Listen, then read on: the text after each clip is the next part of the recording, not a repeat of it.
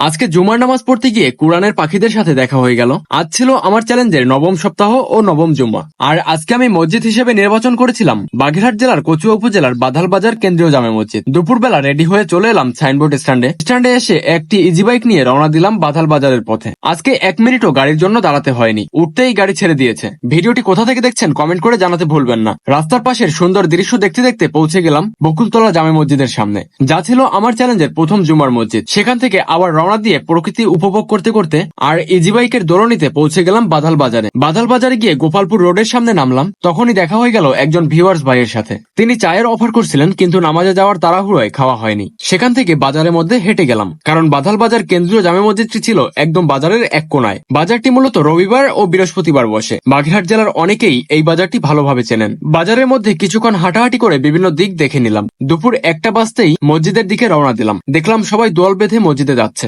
আমিও তাদের সাথে হাঁটতে লাগলাম। মসজিদটি ছিল একটি 2 তলা বিশিষ্ট বড় মসজিদ, প্রায় 50 বছরের পুরনো। দোতলায় ওঠার জন্য বাইরে থেকে একটি সিঁড়ি রয়েছে।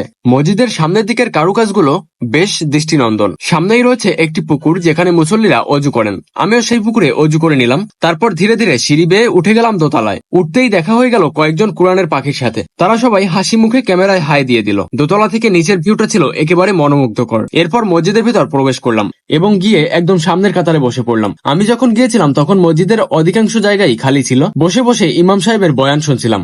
কিছুক্ষণের মধ্যেই মসজিদটা মুসল্লিতে ভরে গেল, আর সেই কুরআনের পাখিরা আমার পাশেই বসে পড়ছিল। নামাজ শেষে একে একে সবাই বেরিয়ে পড়লো। আমিও তাদের সাথে বের হয়ে বিদায় নিয়ে একটি ইজি বাইক ধরে রওনা দিলাম বাসার পথে। ভিডিওটি ভালো লাগলে লাইক দিয়ে পেজটি ফলো করে দিবেন।